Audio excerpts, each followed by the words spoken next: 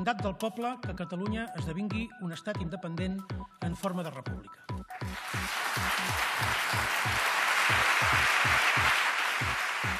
¿Qué tal? Buenas noches. Era el pleno más esperado, todo el país atento a las palabras de un Carles Puigdemont que se ha quedado a medias. Como han escuchado, el presidente considera que Cataluña se ha ganado la independencia, pero el matiz es este.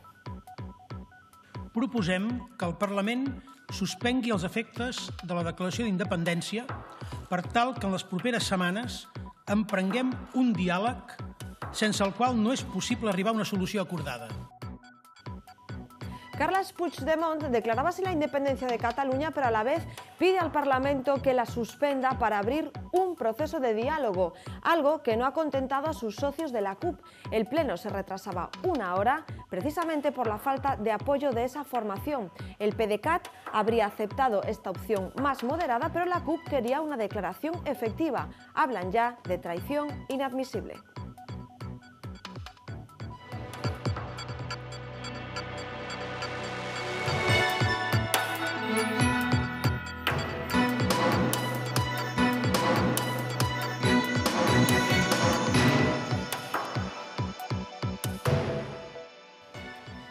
Los Mossos d'Esquadra siguen en el ojo del huracán. El mayor trapero ya está acusado de sedición, pero la cosa podría ir a más.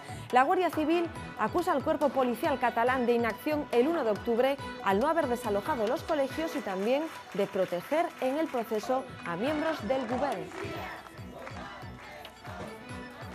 Decía esta tarde Puigdemont que no tiene efecto sobre la economía real, pero más empresas han anunciado este martes su huida de Cataluña. Uno de los buques insignia de la economía de la comunidad, Catalana Occidente, también se va.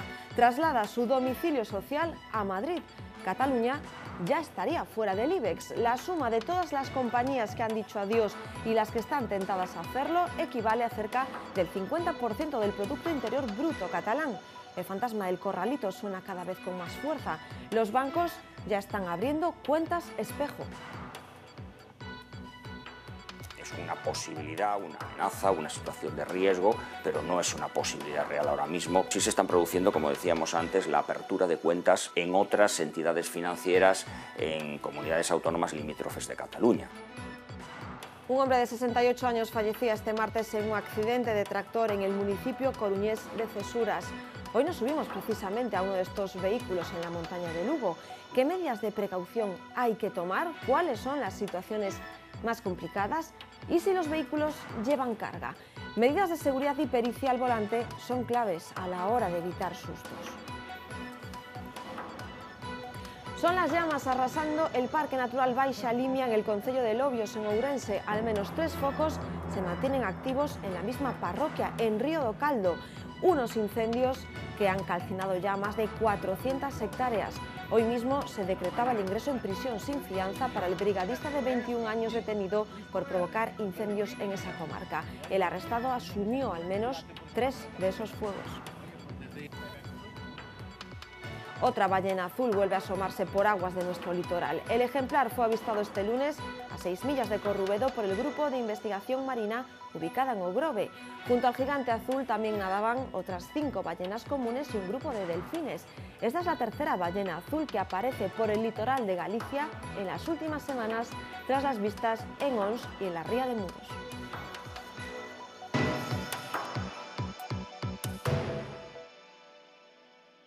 I com a president de la Generalitat assumeixo en presentar-los els resultats del referèndum davant de tots vostès i davant dels nostres conciutadans el mandat del poble que Catalunya esdevingui un estat independent en forma de república.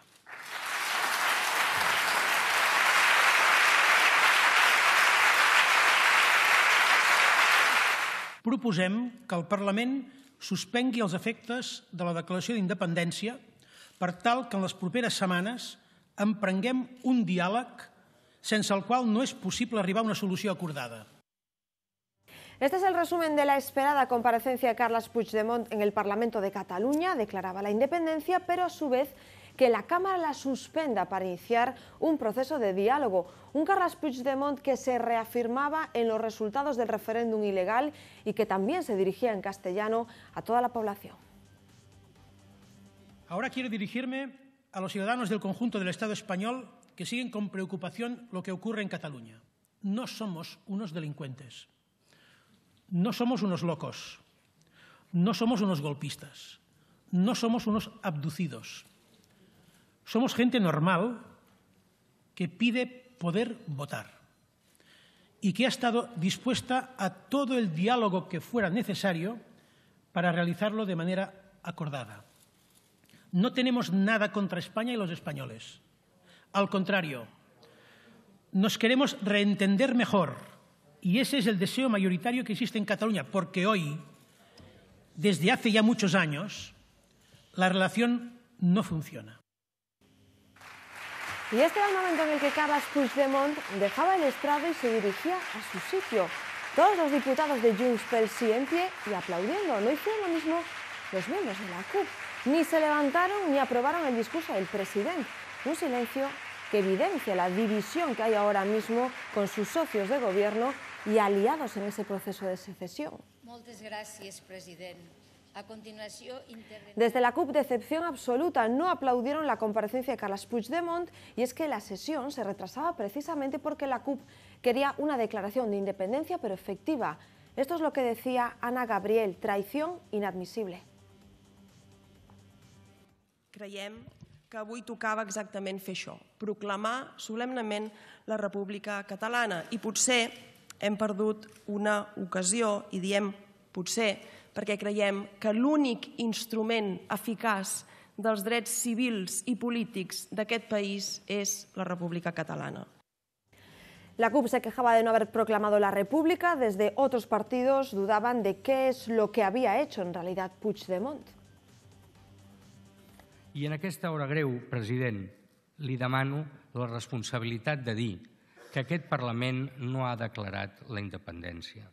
Jo crec que la sortida al problema que tenim només pot ser, em temo, unes eleccions al Parlament que permetin votar a tothom amb igualtat, amb garanties. El 1 de octubre han encontrado ustedes la excusa, la coartada para hacer lo que usted siempre ha querido hacer, que es declarar la independencia. Y además a mí, no sé si usted engañará a alguien, pero a mí una declaración de independencia en diferido, condicionada, suspendidas, a plazos, sigue siendo una declaración de independencia, sigue siendo un golpe al sentido común. Fuentes de Moncloa consideran un chantaje inadmisible el discurso de Carles Puigdemont y el Gobierno estaría preparando ya su respuesta. El Ejecutivo considera que el presidente de la Generalitat ha hecho una declaración implícita de independencia, mientras el secretario general de Podemos, Pablo Iglesias, considera que Puigdemont no ha declarado la independencia y pide a Rajoy que dialogue. El presidente de la Generalitat de Cataluña no ha declarado hoy la independencia. Agradecer al presidente Puigdemont haber actuado con sensatez. Es posible que algunos sectores exaltados del Partido Popular y de Ciudadanos pidan al Gobierno que actúe con mano dura y que aplique igualmente el artículo 155 o el 116. Nuestra patria no quiere violencia ni se merece que el fascismo reemerja disfrazado de nacionalismo español. La unidad de España solo se podrá construir desde el respeto al derecho a decidir. Aunque Carles Puigdemont decía esta tarde que la fuga de empresas no tenía efectos sobre la economía real, Cataluña se ha quedado fuera del IBEX tras la marcha de compañías como Abertis, Colonial o Celnex. Pero hay más salidas. La compañía aseguradora catalana Occidente ha acordado hoy cambiar su domicilio social a Madrid. Asegura que lo hace para preservar los intereses de sus clientes, trabajadores y accionistas.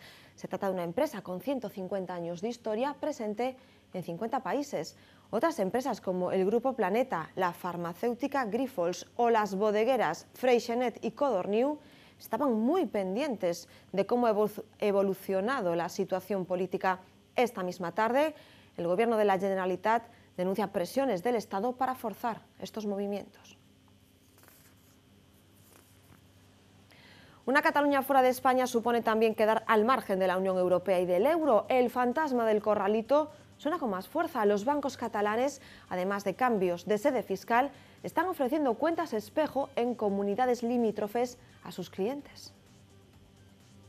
Es una medida excepcional que se adopta en circunstancias en las que es posible que exista lo que se llama un pánico bancario, es decir, una retirada masiva de depósitos que pueda poner en peligro el sistema financiero. Con lo cual, temporalmente, las autoridades monetarias adoptan una medida consistente en la restricción de la retirada de efectivo en los bancos. Para que hubiera un corralito en Cataluña habría que darse esa situación de pánico financiero y que una autoridad lo decretase. ¿Quién puede ser esa autoridad? No es factible ahora mismo que las autoridades catalanas, que son las que podrían decretar ese corralito, dispongan de los instrumentos normativos para hacerlo. Es una posibilidad, una amenaza, una situación de riesgo, pero no es una posibilidad real ahora mismo. Primero, económicamente es una situación nefasta que genera una incertidumbre que afecta a todo el sistema económico. Eso conllevaría otros riesgos, la redenominación de los depósitos. Es decir, esa posible nueva moneda catalana nacería devaluada y, por tanto, una pérdida importante de los depósitos.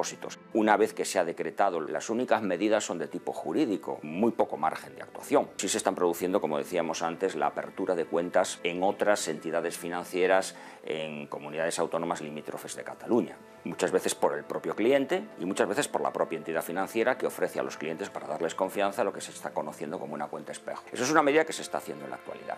Lo que ha habido en determinadas ocasiones es situaciones temporales en caso de intervenciones de bancos en relación con esos bancos. Si recordáis la operación Rumasa, los dos que se han dado recientemente en la Unión Europea, los casos de Chipre y de Grecia, son casos excepcionalísimos y debido al gravísimo riesgo que en su momento supuso para el sistema financiero, no solo de esos países, sino de toda la Unión Europea, los rumores de quiebra económica de ambos países. Y el caso que dio origen al término, que es el caso argentino del año 2001, lo peor es el rumor de corralito. Es decir, muchas veces los corralitos son consecuencia, y en los casos de Grecia y Chipre ha sido claro, de los rumores previos de corralito que han desembocado en situaciones de retirada masiva de depósitos en las entidades financieras. Reacciones a esta jornada política en Cataluña también desde Galicia. Núñez Feijóo agradecía esta mañana a una de las empresas, Copasa, que haya elegido regresar desde Barcelona a nuestra comunidad. En Galicia esto nunca ocurrirá, garantindo que Galicia non se vai a someter a este tipo de locuras independentistas. Eu mesmo fui consultado por o presidente de Copasa e eu agradezo moito que esa empresa volvera se instalar en Galicia desde o punto de vista do domicilio fiscal. Mandamos a todos os estudantes, no caso de que neste momento non se sintan cómodos estudando en universidades catalanas, que reabrimos plazos de matrícula para as universidades galegas. En toda esta vorágine política, una pregunta sigue en el aire. ¿Se negaron los Mossos a cumplir el mandato de Interior el 1 de octubre?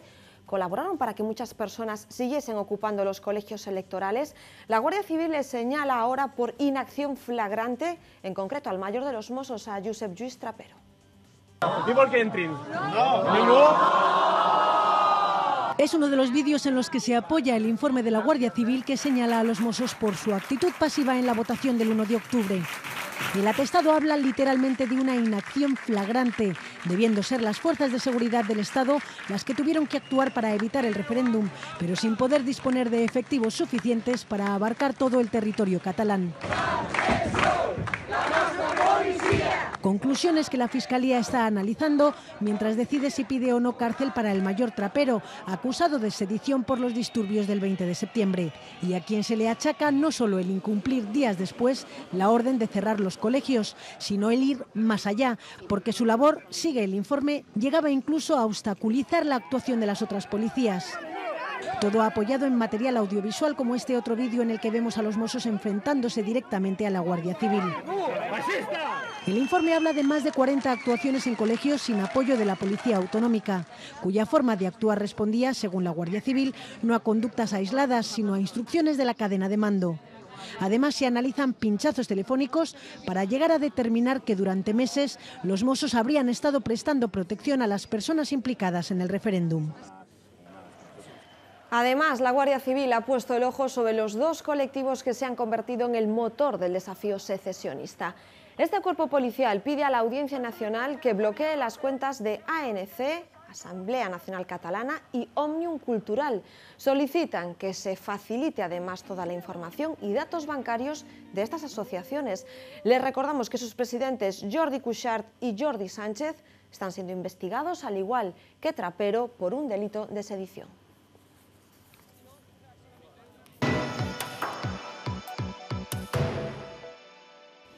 Aquí en Galicia, el incendio que asola el Parque Natural Baixa Limia en Ourense sigue activo y la situación es muy preocupante. Y es que al menos 3 focos se mantienen activos en el concello de Lobios según los últimos datos de la Xunta. Los de la parroquia, el de la parroquia de Río do Caldo es el más grave, con 300 hectáreas arrasadas dentro del Parque dos Xurés. Sigue además otro foco activo en la misma parroquia, que ya suma 90 hectáreas. Bajo control, el tercer foco, también en esa parroquia, que ha afectado a 51 hectáreas. En otro punto, en Vilariño de Conso, las llamas activas y controladas desde el viernes han quemado 65 hectáreas. Solo en el Xurés, en Lobios, han ardido desde el pasado domingo 440 hectáreas. Y esta mañana pasaba a disposición judicial en Bande el brigadista de Lobios, acusado de provocar 6 incendios, eso sí, entre los meses de julio y octubre. La fiscal pedía para él prisión provisional. Yo he pedido la medida cautelar de prisión provisional comunicada y sin fianza, y me imagino que esa será la resolución que adoptará su señoría, porque bueno, ha reconocido los hechos, sin perjuicio luego de la investigación que se pueda practicar a posteriori. Pero de entrada yo he pedido la medida cautelar de prisión. Pues bien, el joven de 21 años se ha confesado autor de 3 de los 6 incendios que se le imputan. Presuntamente los originaba de camino a su puesto de trabajo en la base de la Brigada Municipal de Lobios. Uno de esos fuegos llegó a estar a 100 metros de varias viviendas. La jueza ha acordado su ingreso en prisión comunicada y sin fianza. Un hombre de 68 años fallecía esta mañana en Cesuras tras sufrir un accidente con el tractor que manejaba en una finca de su propiedad. Es raro el mes que no se produce en Galicia un siniestro grave relacionado con este tipo de vehículos. Hoy nos subimos a uno en plena montaña lucense para comprobar a qué dificultades y peligros se enfrentan nuestros agricultores y ganaderos. Aquí, por ejemplo, pues hai que baixar con cuidado. Se levas moita carga detrás, pois é peligroso, pero bueno, hai que cargar menos e punto. Aquí unha media do 50%, pero hai algún punto que ao mellor ten o 70%. Cando giras é peligroso, por exemplo, se o apero que traes detrás non frena. Empúxate como nada, volcate sin problemas. Costa arriba non é tan peligroso, o que pasa é que aquí hai puntos que costa arriba é imposible subir, entonces tens que subir polo sitio máis llano e baixar polo máis costo. Implica dar máis voltas, máis giros, pérdida de tempo, máis gasoil, todo. É un despiste ou calquera cousa, hai un valado de 4 metros, unha persona se dá un mareo ou calquera cousa, pois xa non hai remedio. Aquí se ven algún da terra xa deixaba todo a monte. Ou plantaba eucaliptos e punto. Un veciño aí con unha cisterna, pois meteuse, era pendiente, estaba o terreno algo húmedo, e, bueno, volcou. Non lle pasou nada, porque era con cabina e arco de seguridade e todo eso, se é un dos outros 100 vidas que tuvera. Bueno, de volcar ainda fai pouco, un remolque con 12 fardos e volcou. E romperon as cintas que iban atando os fardos, e estes tractores son un tractor como outro, máis ou menos. O que pasa comparado cos de hai 10 ou 15 anos ou 20, pois xa ten arco de seguridade como de Armanda, leva cinturón nos asientos, vale máis que un coche, sobre 60.000 euros. Hai moitos sin arco de seguridade, moitos. E, sobre todo, xente maior que xa non ten vacas ou eso, se dedica á horta e pouco máis, aí quedan bastantes. Unha persona desde que chega a 60 anos ou 65 xa non está como un de 30 para andar con a máquina. Cada vez a edade de jubilación é máis tarde, nunca chegas a ter a experiencia suficiente para cante máis un pequeno que realmente non sabe o que leva entre mãos. Que casi nos deberían pagar por vivir na montaña, pero bueno.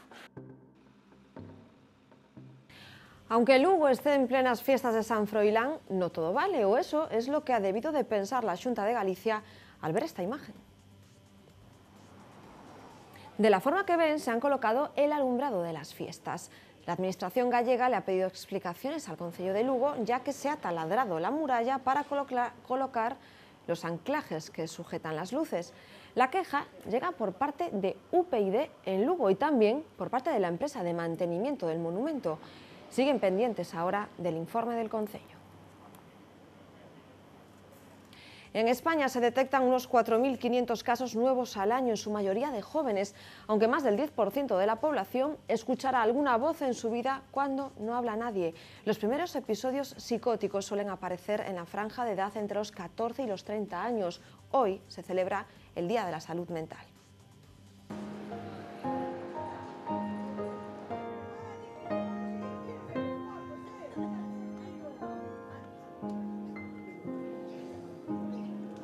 Parte de la sociedad va entendiendo mejor lo que son los problemas de salud mental. Si bien son temas tabús, temas que a lo largo del tiempo han sido míticos. Hemos mejorado en cuanto a la visión, pero seguimos muy anclados en estereotipos. La enfermedad mental es algo que se oculta y de lo que no se habla. E o estigma existe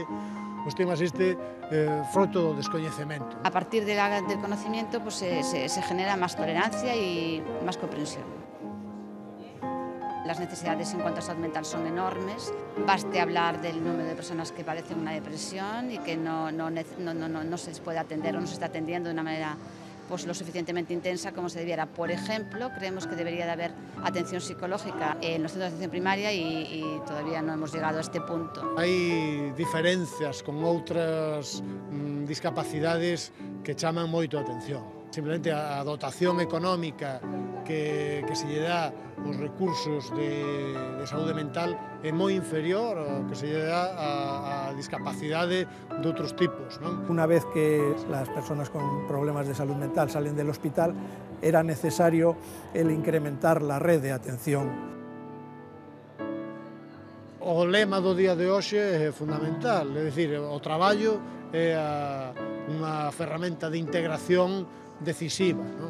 Se calcula que en torno a un 16% de personas con enfermedad mental tienen trabajo. El 84% restante pues, no encuentran trabajos. O estigma pode perjudicar a incorporación e integración dunha persoa ao mundo do traballo. O que non somos conscientes é de que a enfermedade mental é algo que nos pode tocar a todos, ¿no? Nos pode chegar a todos, eso non somos moi conscientes. Y seguimos hablando de salud planteándonos una pregunta. ¿Dónde creen que hay más bacterias? Pues bien, hemos elegido 3 superficies, un móvil, nuestra propia piel y el teclado de un ordenador, y hemos llevado esas muestras a un laboratorio. Ya les avisamos de que están por todas partes, hasta en el aire que respiramos. Por cierto, es muy posible que su teléfono móvil contenga bastantes más microorganismos que la taza del váter.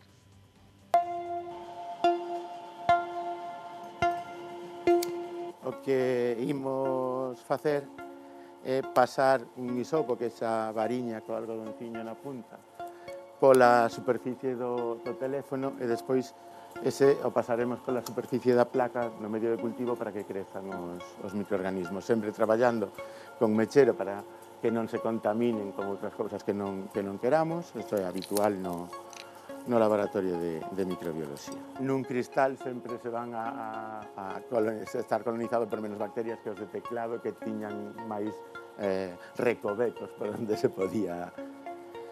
Pasamos pola superficie e despois facemos a siembra na planta. O imos incubar a temperatura ambiente, que é máis ou menos a temperatura que está sempre o móvil, e temos que esperar a que crezca 24 ou 48 horas, teríamos o resultado. Temos o móvil, que foi o que se viu como facíamos a sembra. Inoculamos tamén a partir dun teclado dun ordenador e tamén a partir dun dedo da man, pasando o dedo directamente pola superficie da placa.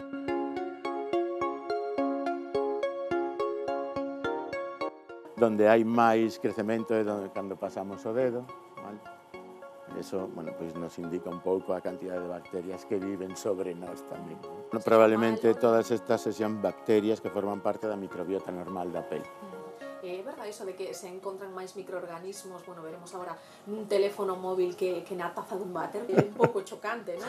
Supoño que depende como este a taza do váter tamén é limpa. O experimento é basicamente para demostrar que as bacterias están en todas partes e que temos que aprender a convivir con elas. Non pasa nada, evidentemente, as medidas de higiene, o lavar as mans antes de comer, etc., as que sabemos todos, pois nos axudan a esa convivencia que haxe menos problemas.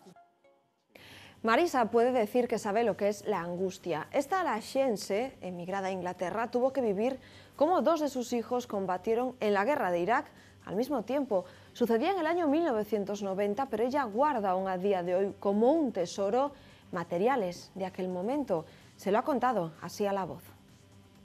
Listen, stay in town, and what I do, I go with you after, I go to pick you up, yes? Aunque los dos estaban allí, estaban por separado. Y mi hijo mayor me dijo un día, mamá, he de buscar a Mac, lo voy a encontrar. Y dije yo, pero hijo, ¿cómo vas a encontrar a Marcos si estáis en diferentes terrenos? Y dice, sí que lo voy a encontrar, te lo prometo, mamá. Me lo prometió en una carta.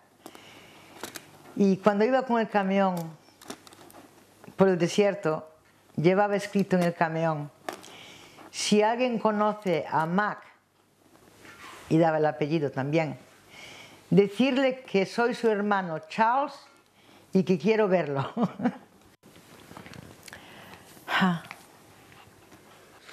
Esta es arena del desierto que me trajeron, le pedí que me trajeran una poquita. Tengo bolsas y bolsas de ella. Esta es una poquita de nada, me la mandaron en una carta. Te haces la fuerte solamente cuando estás sola. Ahí es donde tú dices, cago en la mar, tanto aguantado. Y hay momentos en la vida, pero no solamente la guerra, otros momentos que hay en la vida que son duros, que son malos de llevar, que parece que nunca vas a salir. Y sin embargo, salimos de todo, pero hay que tener mucha fuerza de voluntad. Mira qué bonito aquello, mira. Ahí.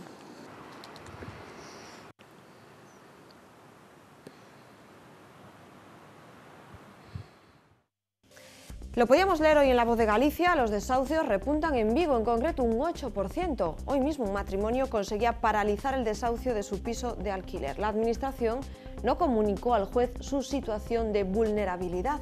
Ahora les buscarán un piso en Moaña. En diciembre del año pasado terminé de cobrar la RISGA, la RAI. Y entonces fue cuando empezó a venir todo, claro, mientras yo cobraba, mi marido los 580 más yo cobraba la RAI, pues bueno, ahorrando y tal, íbamos saliendo adelante. Pero una vez que dejé de cobrarla, fue cuando ya no pudimos hacernos cargo de pagar el alquiler. No tenemos ayuda, tenemos derecho a ninguna ayuda, a ninguna. Un juez anula 99 ascensos en la Diputación de Ourense. La sentencia dice que el organismo provincial quería dar los puestos a las personas que ya los ocupaban a dedo y vetar así a otros aspirantes. El juez concluye que no hay modo de justificar que las plazas se restringieran casi exclusivamente a aquellos que ya las estaban ocupando. Juzgan a una viguesa por usar fotos del perfil de Facebook de una amiga y anunciarla como prostituta. Habría creado dos falsos anuncios en webs en los que ofertaba sexo con nombre real y número de teléfono. En el juicio que se celebró en Vigo, la acusada niega haber estado en casa de la denunciante y haber entrado así en su perfil. Un testigo aseguró en la sala que la acusada le contó que todo empezó como una broma y que se le fue de las manos. El capón de Vilalba ya es una indicación geográfica europea. Bruselas incluye al capón de la raza Galiña de Mos, criado en Aterrachá, en su lista de productos distinguidos con este reconocimiento. Un listado en el que figuran 339 españoles, de los cuales solo 14, capón incluido, son agroalimentarios.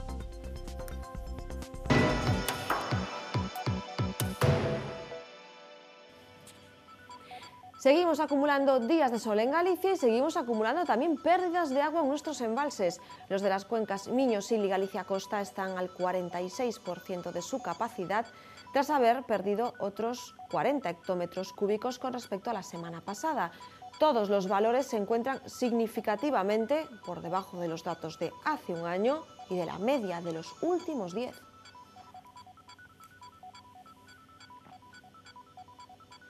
Son casi las 9:30, información del tiempo. Xavi Fonseca, buenas noches. Muy buenas noches, Gladys. Pues seguimos sin lluvia porque seguimos con esta meteorología en pleno otoño que nos recuerda más al verano. Hoy de nuevo ha sido una jornada pues como si estuviésemos en el mes de agosto. Vamos a ver algunas imágenes.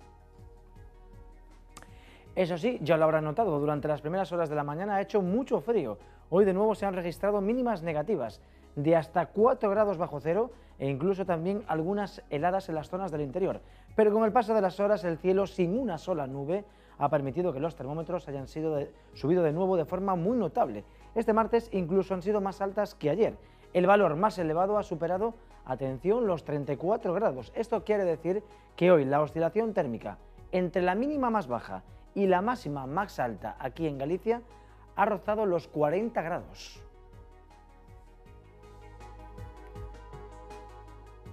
Y mañana seguiremos notando la influencia de las altas presiones, pero ojo porque el anticiclón de las Azores mañana momentáneamente se retira hacia el sur y deja paso a que entre un poco la humedad procedente desde el océano Atlántico. De todas formas, volverá a ser una jornada muy soleada en muchos puntos de Galicia, sobre todo cuanto más hacia el interior, porque el viento mañana va a soplar de componente oeste, que es el que va a arrastrar esa humedad directamente hasta Galicia. Así que mañana cielos despejados en el interior y en la costa, en las provincias atlánticas, en el norte de la provincia de Lugo esperamos nubes bajas, incluso algunas nieblas que podrían aparecer sobre todo en el litoral oeste de la comunidad. Las temperaturas con este panorama pues descienden en las provincias atlánticas, sobre todo en las localidades costeras, también en el norte de la provincia de Lugo, pero se mantienen con valores muy elevados en el interior. En el sur de la provincia de Lugo y en toda la provincia de Ourense, mañana, como hoy, se van a seguir superando los 30 grados de forma muy sencilla.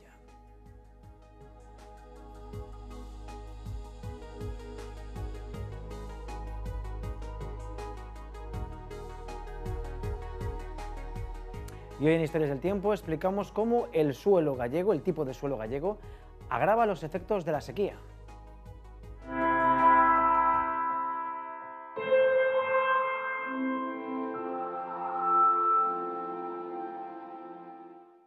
El ciclo del agua en nuestro planeta arranca en los océanos y también en el terreno.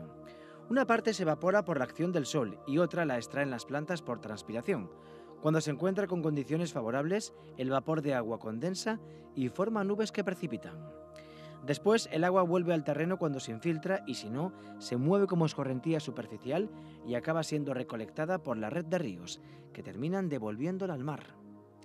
Pero el ciclo natural del agua en Galicia está interrumpido por la sequía actual y el suelo gallego, hecho a medida para la lluvia, está sufriendo mucho. El suelo gallego es un suelo que proviene de la descomposición de granito y es un suelo que tiene unos granos gruesos, es, diríamos, arenoso y drena muy bien. Es un suelo que cuando llueve infiltra el agua muy bien, drena muy bien. Pero eso también quiere decir que al drenar también es como la arena de la playa, seca muy rápido por arriba. Aunque el paisaje puede sufrir más o menos dependiendo de la zona concreta, en este sentido juega un papel fundamental la elevación del terreno. El agua infiltra en los montes de la lluvia, infiltra en los valles también, pero luego a través del terreno el agua también se mueve y va bajando hasta concentrarse en los valles, donde al final se la acaban llevando a los ríos. Entonces las zonas de los valles se suelen mantener húmedas mucho más tiempo y aguantan mucho mejor las sequías que las zonas que están un poco más altas. Además, la escasa lluvia que ha caído durante los últimos meses no ha ayudado demasiado e incluso puede haber creado una falsa sensación sobre las dimensiones que tiene esta anomalía, porque la hierba, por ejemplo, no está seca. La hierba enseguida que este mes ha estado lloviendo unos pocos días ya ha vuelto a reverdecer. Los árboles, como tienen raíces más profundas, tardan más en sufrir porque pueden sacar agua de mucho más abajo y esa reserva que tiene el suelo en esas capas más abajo tarda mucho más en extinguirse. Pero los ríos enseguida no, pero están muy bajos ahora mismo. Por todo ello, es necesario que llueva mucho más. Aunque lloviera un día o 2 días o 3, no hace falta que llueva un tiempo, porque el déficit es bastante grande y porque el agua tarda un tiempo en llegar hasta las capas estas más profundas donde alimenta los pozos y los ríos. Sin embargo, esta semana seguiremos sin una sola gota de agua.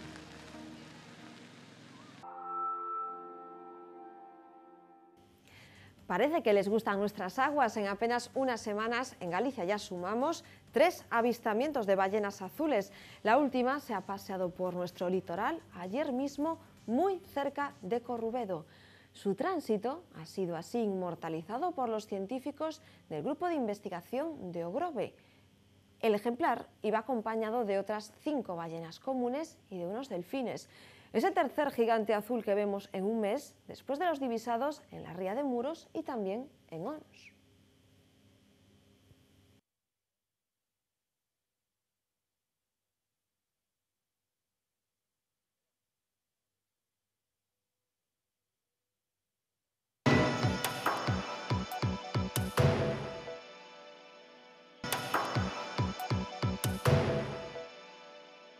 Son as 9:40 da noite e hoxe temos o prazer de falar un cachiño co novo Premio Nacional de Literatura Infantil e Xuvenil. Sí, Premio Nacional en galego para unha obra de poesía en galego.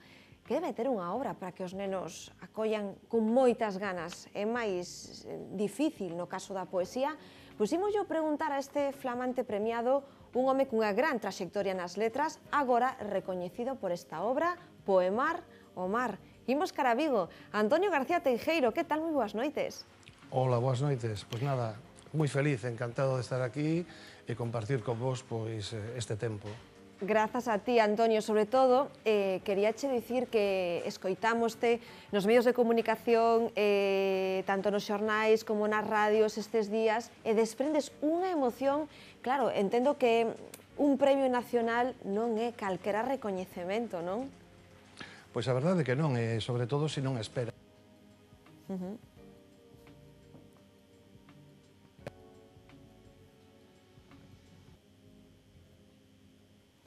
Pois temos algún problema de comunicación con Antonio García Teijeiro, precisamente estamos a presentar este Poemar o mar. Por qué?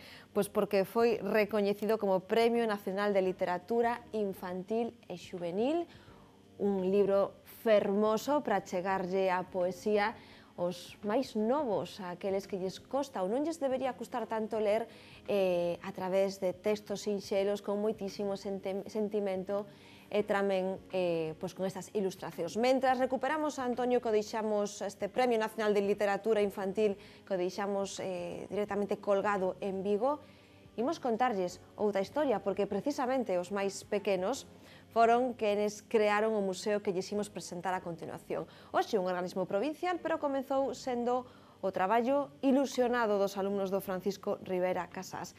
Este mestre soubo estimular os seus estudiantes para que iniciaran o que hoxe coñecemos como Museo do Mar de Lugo. Puede parecer un museo cualquiera, pero el del Mar de Cervo es un museo peculiar. En su origen fue una escuela indiana donde el profesor Francisco Rivera alentó la curiosidad de sus alumnos. Este profesor tenía esa inquietud de coleccionar.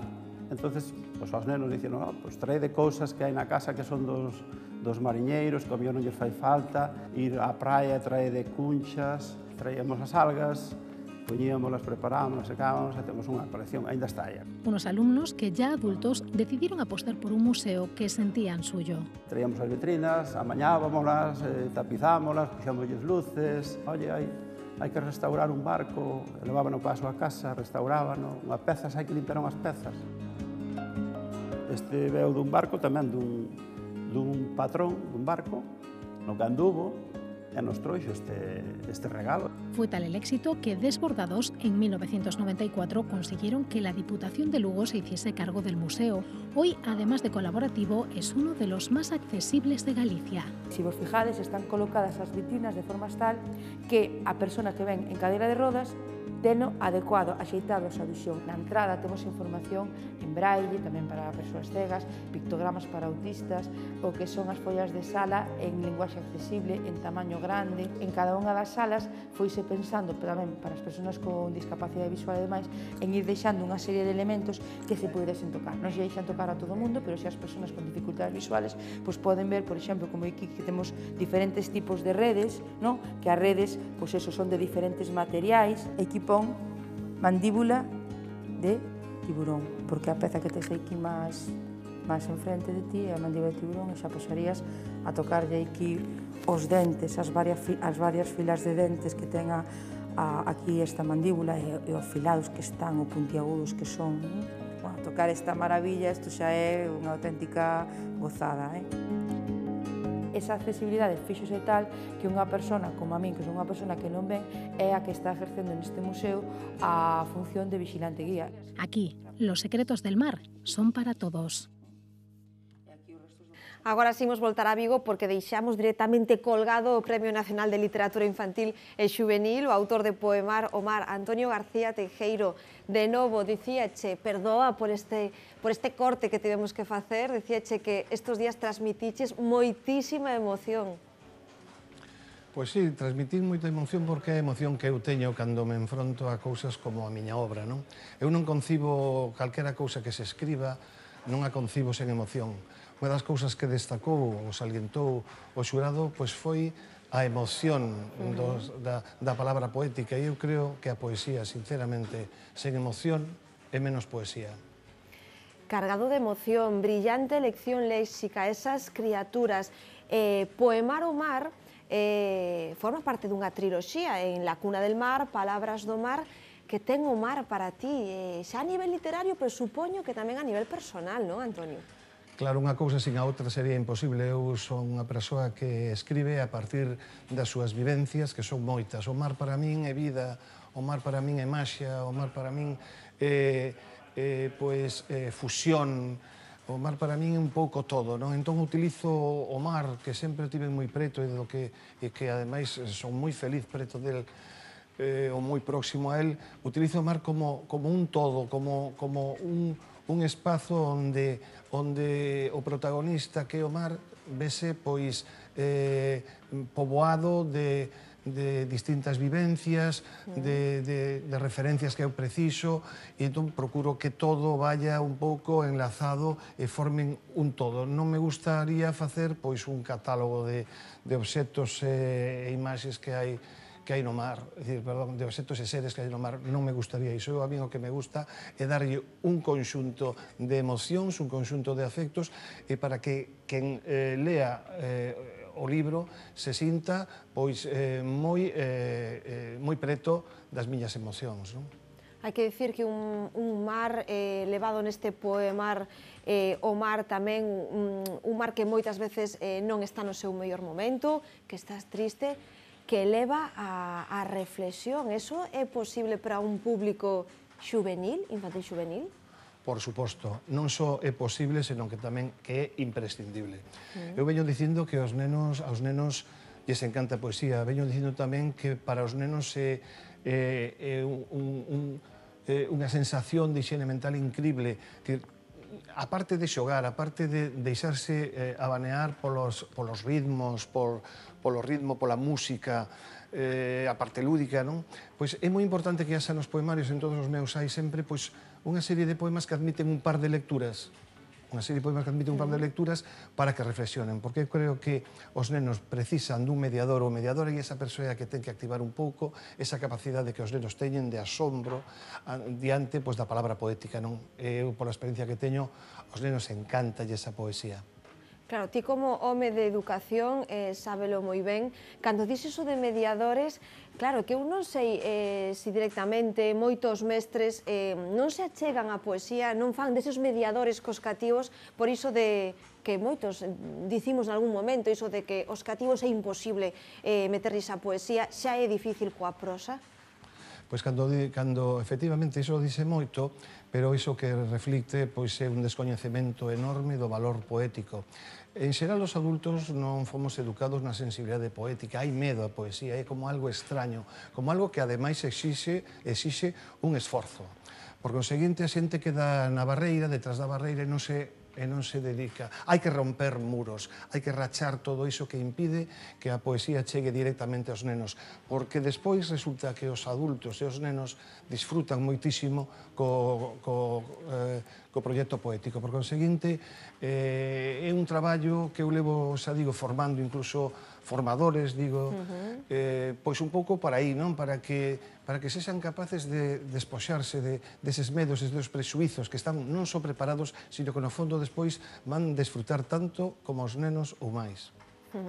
Hai que dicir que a presentación deste libro que estamos a ver tamén en pantalla son versos non excesivamente longos e hai que dicir que son tan fermosas as ilustracións de Xan López Domínguez. Bueno, realmente para min era un reto que tiñamos pendente Xan e máis eu, tiñamos moitas ganas de facer un proxecto, porque isto realmente é un proxecto a dúas bandas, ou a tres, coa editora Elena Pérez. Eu realmente digo que este libro ten poesía visual porque as ilustracións de Xan López Domínguez son auténticos poemas visuais. Fai unha lectura maravillosa e persoal do que é o libro. Moitas veces foxe e busca un pouco o surrealismo que algúns poemas teñen, etc. E ele tamén fai unhas cousas verdadeiramente asombrosas. Estou, pero feliz de ter realizado este proxecto con Xan. Antonio, para os que digan agora, non entendo isto de Premio Nacional de Literatura Infantil Xuvenil Galego, Poesía, hai que dicir que sí, que en contadísimas, por non decir unha única ocasión, se premiou unha lingua que non fose o castelán, non? Pois en poesía, sí. Este é o 6º Premio de Literatura Infantil e Xuvenil que se gaña na nosa lingua. A verdade é que é emocionante ver como a nosa literatura trascende fronteiras, como é respectada, como é valorada. Fora de Galicia valórase moito. Eu creo ás veces que mesmo se valora máis fora de Galicia a literatura galega que na propia Galicia. Como poesía, efectivamente, como poesía, é a primeira vez que un libro gaña un Premio Nacional de Literatura Infantil e Juvenil. E, bueno, se isto sirve para que as aulas se poboen de versos e porque se lle perda o medo e se fale de poesía durante un tempo, pois, bueno, eu a verdade é que me sinto moi pagado. Antonio, dicíache cando ninguén nos estaba a ver que era maravilloso que viñeses a esta entrevista con esa camiseta de Bob Dylan que di tanto de ti. Por que? Foi un desas creadores de letras que che fixo entrar na poesía a ti, non? Pois sí. Eu debolle a miña entrada a poesía a Bob Dylan en principio, cando escoitaba Blowing in the Wind hai moitísimos anos. Eu decateime de que aí se estaba dicindo algo máis que unha música en inglés, unha letra en inglés acompañada de música, non? Despois, cando coñecín as súas letras, quedei absolutamente obnubilado, quedei pasmado e quedei enfeitizado. Iso, el foi o que me fixo pensar que a letra dos poemas das cancións, perdón, eran auténticos poemas. E despois a emoción de Paco Ibáñez. Eu quero reivindicar claramente a Paco Ibáñez, porque coas súas cancións, con esa posta en música de poemas de todos os tempos, tanto España como Latinoamérica, e agora que canta en galego e que tamén canta en euskera, bueno, que el puxera tres poemas meus é unha das cousas máis grandes que me pasaron nunca. Hai que dicir que en todos estes nomes que influíron na túa vida non podemos olvidar a Rafael Alberti, pero non quero despedirte, Antonio, sin preguntarche, despois da túa longuísima carreira na educación, ahora que dicías das cursos de animación á lectura, creación literaria, talleres de poesía, danos un consello para animar aos pequenos da casa a que se chequen á literatura. Xa non vou especificar o xénero. Sí, bueno, primeiro é creer que a literatura é importante para eles. Eu creo que nestes tempos que estamos vivindo, ás veces eso non se valora, non? Creer niso que se fai, enchelo de afecto, encher de afecto, pois a comunicación literaria, sexa narrativa, sexa poesía, sexa teatro, sexa o que sexa, enchela de afecto. Facelo con agarimo, non facelo por cumplir ou porque, bueno, a ver se acabo pronto, tal e cual. Iso non pode ser. Nas aulas a poesía debe entrar en voz alta, nas casas tamén, pero eu creo que o elemento afectivo de pais e nais, avós, familiares, mestres, etc., o elemento afectivo, cando se transmite vos textos escollidos para que os nenos gocen deles, realmente estamos dando os primeiros pasos, porque non hai que esquecer que non hai fórmulas máxicas. Claramente. O cariño, o afecto e que veña dende a cuna case a literatura. Exacto. Antonio García Teijeiro, grazas por estar hoxe en Más que Contar. Noraboa por este Premio Nacional de Literatura Infantil e Xuvenil. Todo un orgullo este Poemar o Mar. Boas noites, ata a próxima. Pois boas noites e moitísimas gracias a ti, Placer. Gracias a ti, Decálogo. E tamén marchamos para todos vostedes. Vémonos mañán a partir das 9 con moitas máis historias que contar. Quedan informados neste día convulso, como todos os días, o minuto en lavozdeGalicia.es. Vémonos mañán. Grazas por estar aí.